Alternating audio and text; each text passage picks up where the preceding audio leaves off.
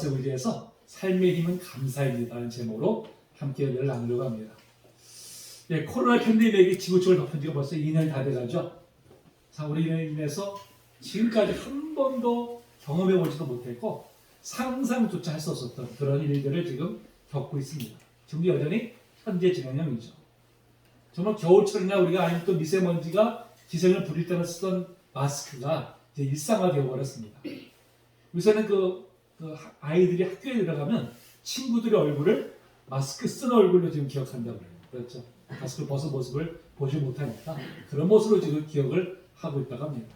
그다음 또 지금은 좀 완화됐지만 가족을 만날 일조차도 이 제한이 돼가지고 명절 때도 사랑하는 가족들 얼굴도 제대로 보지 못했다. 그런 또 우리가 경험도 우리가 했습니다. 각종 모임이 제한되고 해외를 나가는 일도 제한되고 그런 사랑 초유의 어떤 우리가 일도 경험했죠.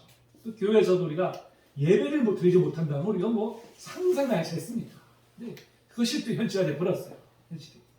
지금은 이제 위드 코로나로 인해서 예배 제한이 많이 완화됐지만 여전히 교회에서 식사를 하지 못합니다. 그러다 보니까 이번 추수감사주일 때도 성찬식을 드리지 못해요.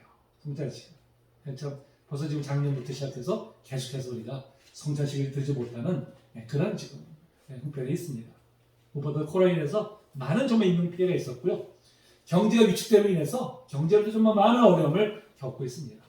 참 눈에 보이지도 않는 그 바이러스가 이렇게 온 지구촌을 뒤흔들고 정말 많은 사람들 하여금 두려움에 떨게 하는 모습을 보면서 우리 인간이 얼마나 참 미약한 존재인가 그것도 다시 한번 또 우리가 세상 깨닫게 되죠. 우리가 정말 신처럼 모든 걸 다 만들어낼 수 있고 다 창조할 수 있고 우리 힘으로 하지 못할 것이 없다고 생각했던 우리들인데 눈에 보이지 않는 그 코로나 바이러스 때문에 이렇게 모든 일이 다 마비되어 버리고 전 지구촌이 참 고통당하는 모습을 보면서 정말 하나 앞에 우리가 겸손해야 되겠구나 이런 생각도 우리가 하게 됩니다. 하여튼 우리가 이런 어려움 속에서도 우리 또 다음 주에 이제 추수감사주일을 맞이하게 됩니다. 그럼 추수감사절은 뭡니까? 한 해 동안 하나님께서 내려주신 수확의 열매를 감사하는 그런 절기죠. 특별히 이제 우리가 교회가 우리가 쓰고 있는 일상의 달력과는 다른 것이요. 교회력은 원래 11월 말까지가 한 해가 마감되는 거고요. 12월 1일부터가 교회력은 새해가 시작되는 것입니다. 그러니까 우리가 이제 지난 1년간 작년 12월부터 이 11월까지가 이제 1년이죠. 1년 동안 이제 하나님께서 우리에게 내려주신 모든 은혜를 기억하면서 하나님께 감사하는 절기가 바로 이제 추수감사절이라는 것입니다. 우리 매년 이 절기를 통해서 다시 한번 우리 하나님의 은혜를 기억하고 또 우리 감사로 영광을 돌리곤 합니다. 작년에 이어서 이 코로나 때문에 우리가 현 상황에 아무리 정말 돌아봐도 감사할 것이 없는 것 같은 그런 상황에 우리가 좀 처해 있잖아요. 자, 성경 우리에게 무엇보다도 범사에 감사하라고 말씀합니다. 범사라는 것이 무엇일까요? 우리가 기쁠 때나 슬플 때나 수확을 많이 거두었을 때나 적게 거두었을 때나 상관없이 모든 일에 이런 뜻을 이제 담고 있죠. 여러분, 범사에 감사해야 한다는 것은 우리가 알지만 여러분 어떻게 우리가 그렇게 할 수 있습니까? 자, 범사에 하나님께 우리가 감사해야 되는 이유가 무엇일까요? 오늘 본문을 통해서 우리가 그 이유에 대해서 살펴보면서 또 주신 은혜를 나누도록 하겠습니다. 자, 먼저 오늘 본문의 내용을 좀 간략히 설명을 드리도록 하겠습니다. 여러분 아시다시피 신명기는요, 바로 이제 이스라엘 백성들이 하나님 인도하심으로 출애굽하고 40년 동안 이제 광야 생활을 한 후에 이제 가나안 땅을 앞에 두고서 모세가 마지막으로 이스라엘 백성들에게 한 설교를 담은 그것이 바로 이제 신명기의 내용입니다. 그야말로 유언과 마찬가지이기 때문에 그 안에는 정말 비장함이 담겨져 있죠. 비장함. 가나안 땅에 들어가서 이스라엘 백성들이 반드시 지켜야 될 그런 내용들을 이제 말씀을 하고 있습니다. 특별히 우리가 오늘 읽은 본 말씀의 내용을 통해서 이 하나님의 백성들이 이제 가나안 땅에 들어가서 이제는 이제 농사를 짓고 이제 수확을 거둘 때인데 그때 어떻게 하나님께 감사해야 되는지를 이제 설명을 하고 있습니다. 그 핵심적인 내용이 무엇입니까? 핵심적인 내용이 수확을 거둔 후에 하나님 앞에 이제 감사의 예물을 가지고 나와서 이곳까지 인도해 주신 하나님의 은혜를 기억하면서 이제 감사라는 것이죠. 여러분 흔히 우리는 감사는요, 누군가로부터 무언가 받은 것이 있을 때 하는 것이라 생각하죠. 조건부라고 보통 생각을 하잖아요. 그러니까 누군가가 자신의 큰 은혜를 베풀었다면 의당 감사하는 것이 사람의 도리입니다. 그래서 우리가 감사하려면 대부분 뭘 생각할까요? 내가 받은 은혜가 무엇이 있는가? 이것부터 우리가 사실 먼저 생각하게 되잖아요. 근데 좀 전에 말씀드렸지만 성경은 우리에게 뭐라고 말씀합니까? 읽어볼까요? 자, 시작.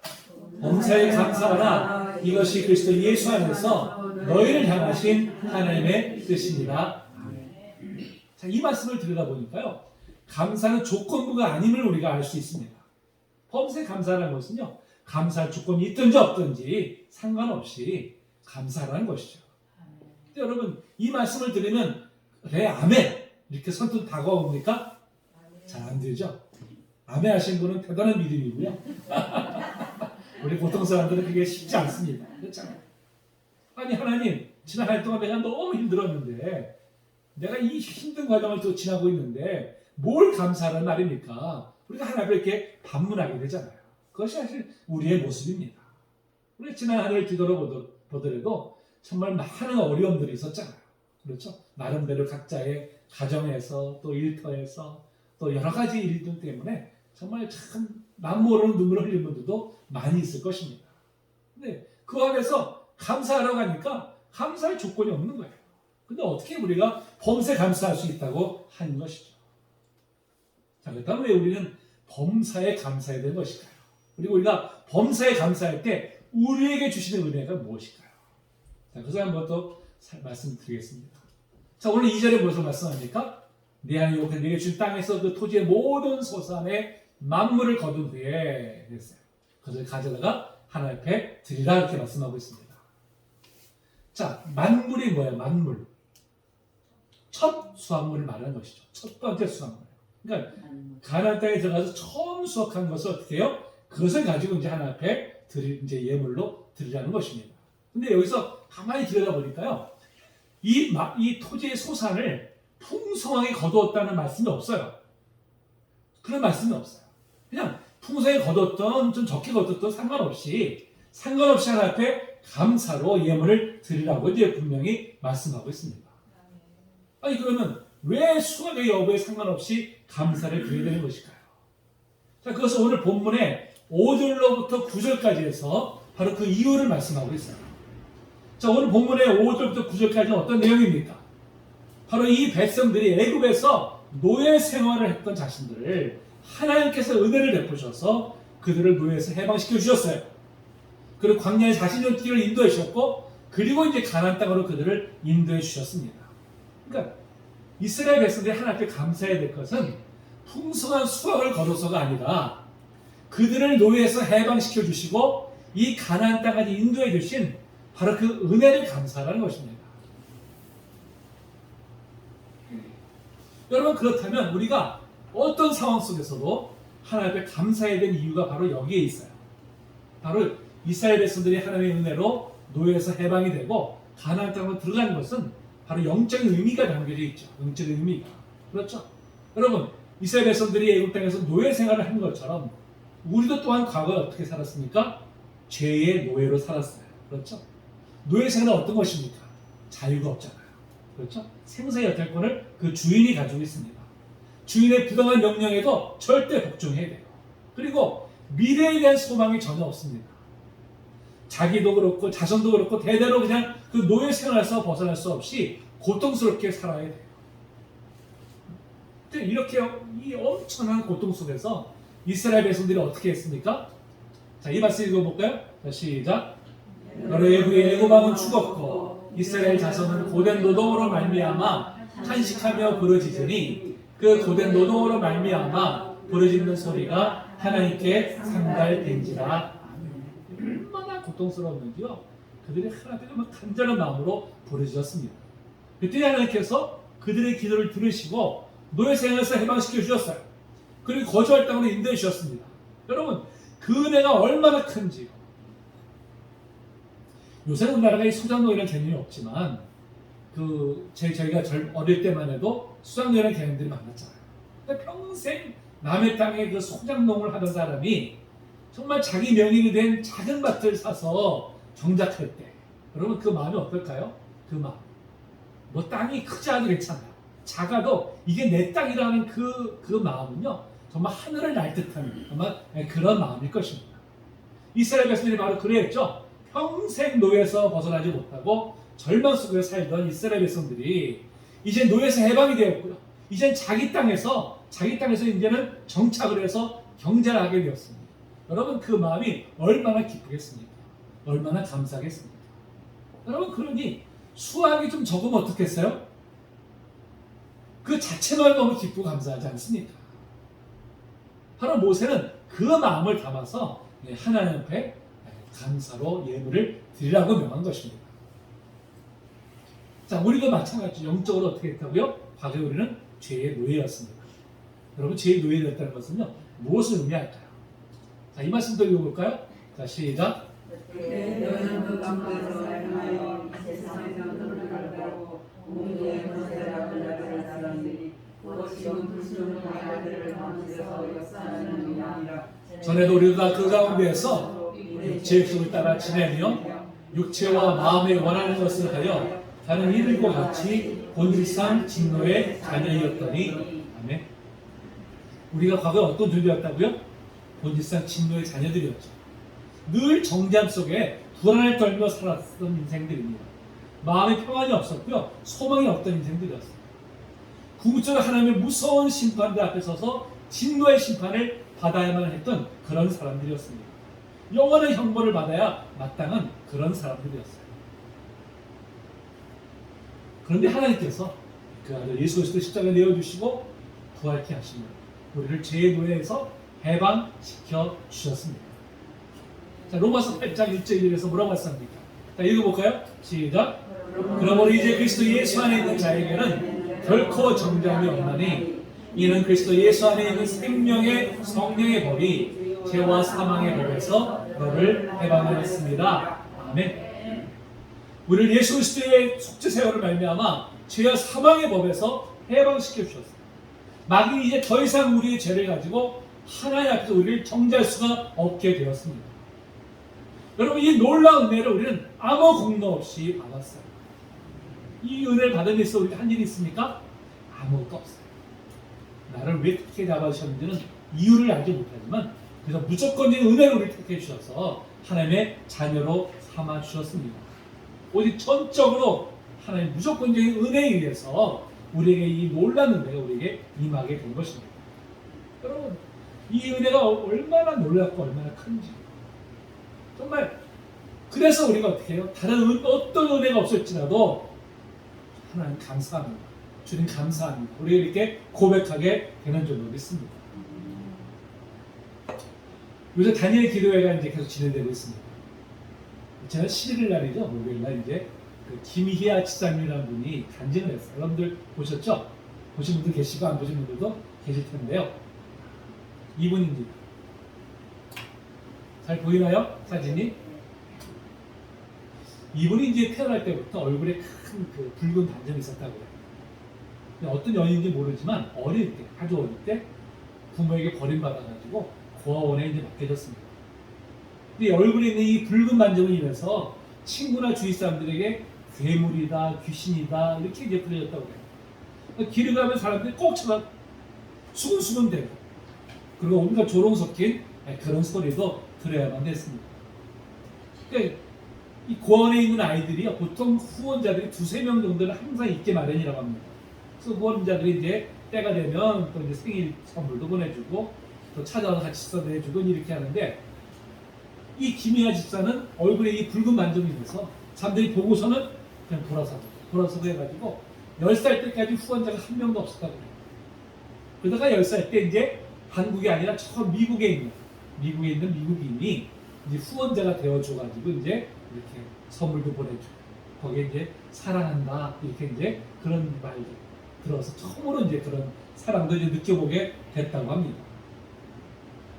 근데 감사하게도요, 그가 있었던 고아원이 구세군이 운영하는 고아원이었어요. 그래서 어릴 때부터 신앙 안에 이제 성장할 수 있었습니다. 근데 얼굴에 있는 이 붉은 반점과 부모가 없던 그 고아라는 점 때문에 늘 낮은 자존감 속에서 살아갈 수밖에 없었습니다. 그래서 이제 고등학교를 졸업했습니다. 이제 법이 고등학교를 졸업하면 무조건 나가야 돼요. 고아원에서. 무조건. 근데 이 얼굴을 가지고 내가 취직도 할 수 없고 어떻게 생활을 할 수가 없잖아. 그러니까 그 원장이 이제 불러가지고 너는 그냥 여기서 계속 정년퇴직할 때까지 여기 직원으로 근무해야 돼. 특별하게 정말 배려를 해서 그때부터 이제 그 구원에서 이제 직원으로 이제 근무를 하게 되었다고 합니다. 처음으로 돈을 벌게 되었죠. 돈을 벌면 어떤 생각이 들까요? 이 단점 없애야지. 이거 수술 받아가지고 깨끗하게 해야지. 이 생각하게 된 거죠. 그러니까 막 돈을 다 모았어. 모아가지고 이제 이 시술하는데 갔습니다. 그런데 너무 뿌리가 깊으니까 이게 레이저도 안 된다는 거예요. 시술이 안 된다는 거예요. 포기할 수밖에 없었어요. 너무나 절망적인 마음에 집에 돌아와서 눈물을 흘리고 있는 거예요. 환상 중에 자기와 함께 울고 계시는 예수를 만나게 되었어요. 그 예수를 만나면서 그 생각이 변화되었습니다. 이제는 내 이 점이 부끄러움이 아니라 복점이구나. 이런 생각의 전환을 이제 하게 되었습니다.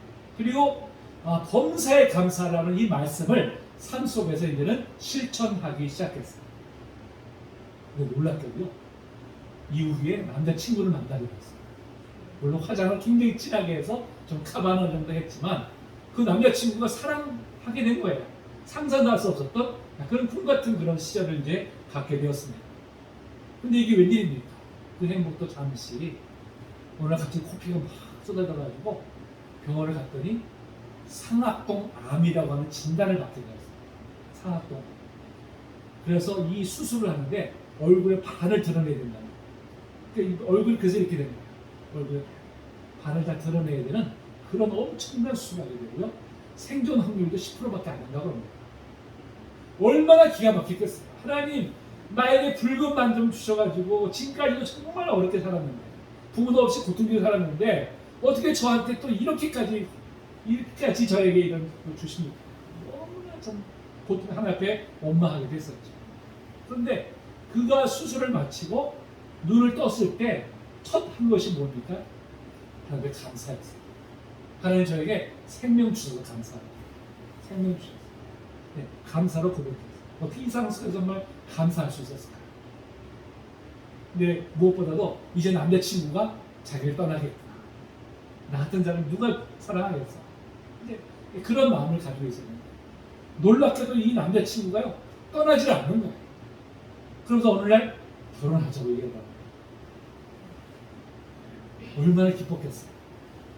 그래서 그 시아버지를 이제 만나러 가는데 시아버지가 누가 같이 승낙하겠습니까? 그런데 그 시아버지가 또 선생님이 또 승낙을 해주는 거예요.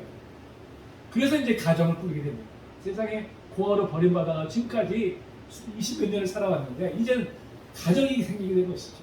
그래서 사랑하는 이쁜 딸도 낳게 됐어요. 근데 이 아이가요 정말 지읒정성으로 이 아이를 이제 키웠죠. 근데 이 아이가 이렇게 고백합니다. 우리 엄마는 얼굴에 참 반점도 있고 이렇게 얼굴이 좀 이렇게 이거려져 있지만 세상에서 제일 자랑스러운 엄마다. 이렇게 이제 이 아이가 이제 고백을 합니다. 이렇게 이제 해달합니다. 그래서 이제 이 김혜지 집사가 이제 꿈을 갖게 됐어요. 그 꿈이 뭐냐면 많은 사람들 앞에서 강연하는 꿈이었어요. 강연하는 꿈. 전에는 사람들이 자기 볼까봐 이 머리를 항상 이렇게 가리고 다녔는데 이제 당당히 자신 얼굴을 드러내고 많은 사람들 앞에서 이제 강연을 해서 꿈과 희망을 주는 그 용기의 꿈을 갖게 되었습니다. 그래서 이제 모 TV 방송국에서 주최하는 그 주루 강사를 뽑는 경연 프로그램에 나갔는데요. 당당히 거기서 1위를 차지하게 됩니다. 그때부터 이제 여러 TV 프로나 교회를 다니면서 이제 강연과 간증을 통해서 많은 사람들에게 힘과 용기를 불어넣어주는 그런 선한 영향력을 끼치고 있습니다. 자, 이 김혜지 집사가 자기 자신이 이렇게 온갖 역경을 이기고 이렇게 간증과 강연을 하면서 선한 영향력을 끼칠 수 있었던 비결, 그건 오직 하나는 감사. 오직 감사했다는 거죠. 제가 감사하니까 자신과 자신의 환경을 바라보는 관점이 바뀌게 되었어요. 부정적인 시각이 아니라 긍정적인 시각을 가지게 되었고요. 또 그 감사를 드리니까 하나님께서 그의 환경을 놀랍게 변화시켜 주셨다는 것이죠. 부모로부터 버림받고 얼굴에 큰 반점이 뒤덮고 있어. 사람들부터 온갖 조롱을 받았어요. 상하통 아모리에서 이제는 얼굴 반을 드러내는 이런 대수를 맞았습니다. 자, 이런 악조건 속에서 어떻게 감사할 수 있을까요? 우리가 볼 땐 감사할 조건이 하나도 없음에도 그 가운데서도 함께 하시며 함께 아파하시는 바로 주님의 은혜를 생각했기 때문에 그런 환경 속에서도 감사할 수 있었습니다. 그리고 그의 감사의 고백을 하나님께서 기뻐하셨죠. 그래서 그의 삶을 선한 길로 인도해 주셨습니다. 여러분, 감사는요, 감사할 조건이 있어서 감사하는 것이 아닙니다. 감사할 아무런 조건이 없는 상황 속에서도 감사할 때 하나님께서 우리 삶에 감사의 일이 더욱 넘쳐나게 해 주십니다. 여러분, 이게 바로 감사의 힘이에요. 감사의 힘. 그래서 오늘 이 간증 제목, 제가 그래서 설교 제목도 그 간증 제목도 삼았어요. 삶의 힘은 감사입니다. 여러분, 감사를 고백하세요. 감사히 더욱 넘쳐나게 될 줄로 믿습니다. 그래서 제가 즐겨 부르고 듣는 찬양 중에 은혜란 찬양이 있어요. 은혜란 찬양. 오늘 우리가 어떤 상황에서 감사해야 되는지를 우리가 잘 표현해 주고 있는 그런 찬양이라고 생각합니다. 우리 한번 1절만 불러볼까요?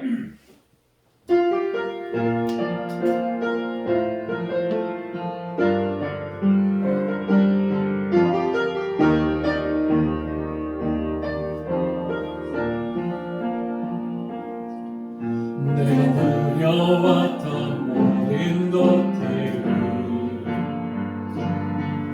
내가 지나왔던 모든 시간을 내가 걸어왔던 모든 순간이 당연한 것 아니라 은혜였어. 아침 해가 뜨고 저녁에 오를 오늘 꽃향기와 가을의 열매 변하는 계절의 모든 순간이 당연한 것 아니라 은혜였어. 모든 것이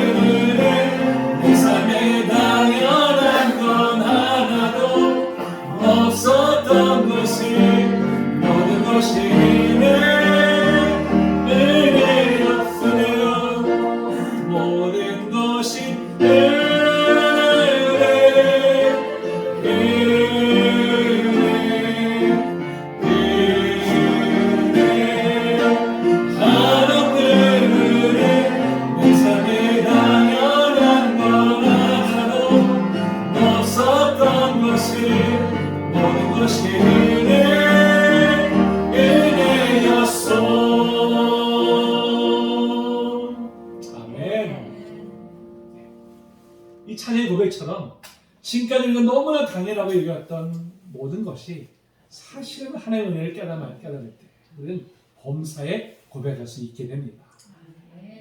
우리 성도님들은 나의 나된 것이 주의 은혜의 이름을 믿으십니까? 그렇다면 어떤 상황 속에서도 감사를 고백하시기 바랍니다. 감사는 삶을 변화시키는 힘이 됩니다. 그 고백대로 성도의 삶 속에 감사의 더욱 넘쳐나게 될 줄로 믿습니다. 자, 그렇다면 우리가 어떻게 하나님 앞에 감사를 드려야 될까요? 어떻게?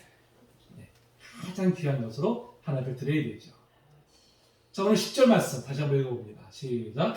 여호와여 이제 내가 주께서 내게 주신 도지에서 된 만물을 가져왔나이다 하고 너는 그것을 내 하나님으로 여호와의 고백이고 내 하나님 여호와의 백발을 알수시며. 아멘. 자, 이 만물은 히브리어로 레시트라고 하는데요. 첫째 시작을 의미합니다. 첫째. 그러니까 첫 열매를 가리키죠. 동시에 가장 좋은 것을 뜻하는 그런 말입니다. 그러니까 자, 이 단어는 바로 하나님 앞에 우리가 드려야 될 감사의 내용이 무엇인지를 우리에게 말씀해 주고 있죠. 자, 우선 이스라엘 백성들에게 하나님 앞에 감사를 드리되 가장 소중한 것을 드림으로써 감사를 표현하라고 이렇게 말씀하고 있습니다. 하나님은 모든 것을 다 좋아하시지만 특별히 첫 것을 가장 기뻐하세요. 자, 이 말씀 읽어볼까요? 자, 시작. 모든 첫 태생은 다 내 것이며 내 가축의 모든 처음 난 수컷인 소와 양도 다 그러하며 오직 가축 중에 처음 나는 것은 여호와께 드릴 첫 것이라 소나 양은 여호와의 것이니 누구든지 그것으로는 성별하여 드리지 못할 것이며. 아멘. 자, 첫 것을 드린다는 것은 자신의 소유물 전체가 다 하나님의 것이라고 하는 고백입니다. 또 첫 것이 가장 귀한 것이에요. 여러분, 가인과 아벨이 하나님 앞에 제사를 드릴 때 하나님께서 아벨의 제사를 받으셨는데 가인의 제사는 받지 않으셨어요. 창세기 4장 3절 5절 이렇게 말씀하잖아요. 이렇게 말씀하는데, 자, 그렇다면 왜 아벨의 제물은 받으시고 가벨의 제물은 받지 않으신 것일까요? 무엇 때문에? 차별하시는 분이시가 하나님께서 이유가 있겠죠, 이유가. 근데 히브리서 기자가 그 이유에 대해서 이렇게 설명하고 있어요. 자, 한번 읽어볼까요? 자, 시작. 믿음으로 아벨은 가인보다 더 나은 제사를 하나님께 드림으로 의로운 자라 하신 증거를 얻었으니 하나님이 그 예물에 대하여 증언하십니다. 그가 증언한 그 믿음으로써 지금도 말하느니라. 아멘. 자, 아벨은 어떻게 해요? 믿음으로 아벨 제사를 드렸는데 가인보다 더 나은 제사를 드렸다. 이렇게 지금 성경은 말씀하고 있습니다. 자, 그렇다면 히브리서 기자는 무슨 근거로 이렇게 말하는 것일까요? 무슨 근거로? 자, 창세기 4장 3절부터 5절까지 가만히 들여다보시면요, 아벨은 어떻게 했어요? 자기도 양의 첫 새끼와 그 기름으로 드렸다고 말씀하고 있죠. 첫 새끼. 이게 뭐예요? 첫 것을 드린 것이죠. 가장 귀해 중요한 것을 하나님 앞에 드렸다는 것입니다. 근데 자, 가인은 어떻게 했어요? 가인은 뭐라고 표현합니까? 땅의 소산으로 제물을 삼아 했어요. 여기는 첫 것을 드렸다는 그런 말씀이 기록되어 있지 않습니다. 그러니까 이것을 볼 때 아벨은 정말 가장 귀한 것을 하나님 앞에 드렸지만 가인은 어떻습니까? 그냥 형식적으로 그냥 이렇게 하나님 앞에 예물을 드렸다는 것이죠. 이것을. 바로 하나님께서 어떻게 합니까? 그 내용을, 제물의 내용을 보신 것이 아니에요. 어떤 사람들은 아벨은 짐승의 피를 흘려서 제물을 드렸고 가인은 곡식을 드렸기 때문에 안 받으신 것이다. 이랬는데 그건 성경을 모르는 말씀입니다. 하나님께서는 그걸 가지고 내용을 보신 것이 아니죠. 그 마음의 중심을 보신 것이잖아요. 그렇죠? 가장 귀한 것을 드리는지 그냥 형식을 드리는지 그 중심을 보시고 이제 이 제물을 받으신 것입니다. 여러분, 그렇습니다. 하나님께서는요, 그 제물의 내용이나 양을 보신 것이 아니라요, 그 정성을 보시고 받으세요. 정성을 보시고. 예수님께서도요, 성전에 앉으셔가지고 헌금 앞에 앉으셔서 헌금을 드린 사람들을 다 지켜보셨잖아요. 누굴 칭찬하셨습니까? 과부의 두 백돈을 칭찬하셨어요. 부자들이 헌금을 엄청나게 많이 드립니다. 그런데 과부의 두 백돈이라는 것은 그저 하루 생활비도 안 되는 너무나 작은 돈이에요. 그런데 부자하고는 비교할 수 없는 너무 작은 양인데 오히려 예수님께서는 그 과부를 칭찬하십니다. 왜 과부를 칭찬하셨을까요? 제물 내용, 헌금의 내용이나 양이 문제가 아니라 그 정성을 보신 거죠. 정성을. 여러분, 그렇다면 우리는 무엇을 하나님 앞에 감사의 예물을 드려야 될까요? 무엇 때문에? 우리가 구약시대처럼 제물을 드리는 것이 아니잖아요. 그래서 우리는 감사 헌금을, 예물을 하나님 앞에 드립니다. 여러분, 감사 헌금은 액수가 중요한 것이 아니에요. 드린 예물에 얼마나 우리의 감사의 마음을 담는 것인가, 그것이 중요한 것입니다. 우리를 구원하신 은혜에 감사하고요. 또 한 해 동안 이 모양 정을 지켜주시고 인도하신 은혜에 감사하고, 또 우리 가족들을 건강을 주신 것에 감사는 그런 마음을 담아서 최선을 다해 드리는 것을 하나님께서는 가장 기뻐 받으십니다. 네. 여러분, 우리의 예물의 액수가 적고 많고가 중요한 것이 아니죠. 얼마나 우리가 마음을 담아서 드리는지, 그걸 하나님께서 기뻐 받으실 줄로 분명히 믿습니다. 자, 그렇다면 이렇게 드리는 감사 예물을 어떻게 사용하는 것이 하나님의 뜻일까요? 하나님 기뻐하실까요? 자, 오늘 11절에 뭐라고 말씀합니까? 자, 읽어볼까요? 시작. 내 하나님 여호와께서 너와 내 집에 주신 모든 복으로 말미암아 너는 내 의인과 너희 가운데 거리하는 객과 함께 즐거워할지니라. 아멘. 자, 하나님이 기뻐하시는 진정한 감사는 뭡니까? 이웃과 더불어 사랑을 나누는 것이라고 말씀하고 있어요. 받은 복을 이웃과 나눔으로 감사는 비로소 말로만의 감사가 아닌 진정한 감사가 될 수 있고요. 바로 그 감사가 하나님을 기쁘시게 합니다. 여러분, 하나님께 대한 참된 사랑과 감사, 우리는 하나님을 정말 사랑하죠. 하나님께 감사하잖아요. 그런데 하나님에 대한 이 사랑과 감사는요, 다른 사람에 대한 사랑으로 표현되어야 된다고 말씀하고 있어요. 자, 이 말씀 읽어볼까요? 시작. 어느 때 하나님을 본 사람이 없으되 만일 우리가 서로 사랑하면 하나님이 우리 안에 거하시고 그의 사랑이 우리 안에 온전히 이루어지느니라. 아멘. 그럼 우리가 보지 못한 하나님을 어떻게 사랑할 수 있습니까? 이웃과 더불어 사랑을 나누는 것이야말로 하나님을 사랑하는 것이라고 성경은 말씀하고 있어요. 따라서 우리가 하나님 앞에 참된 감사를 드리는 것은 무엇보다도 이웃을 향한 사랑으로 표현되어야 됩니다. 그러니까 특별히 그러면 이웃 중에 누구와 사랑을 나눠야 될까요? 자, 오늘 11절에 보니까 뭐라고 말씀합니까? 레위인과 나그네와 함께 사랑을 나누라고 말씀하고 있습니다. 자, 레위인은 가나안 땅에 들어갈 때 하나님께서 특별히 하나님을 섬기는 일에 전념하도록 별도로 땅을 주지 않으셨어요. 기업을 주지 않으셨죠?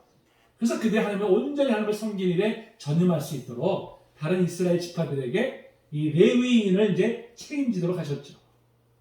또 나그네, 고아, 과부는요 사회적으로 자립할 수 없어서 도움의 손길이 필요했던 바로 그런 사람들입니다. 바로 이들에게 하나님께 감사하는 마음을 담아서 함께 이 하나님 앞에 드린 만물을 나누면서 기뻐하라는 것입니다. 오늘날로 말하면 구제비로 이제 사용하라는 것이죠. 스스로 사실 생계를 꾸려갈 수 없는 힘들고 어려운 처지에 있는 이웃을 위해서 이 헌금을 이제 사용하는 것입니다. 여러분, 주님은 우리에게 특별히 이웃을 돌보는 일에 힘쓰라고 누차 강조해서 말씀하고 있죠.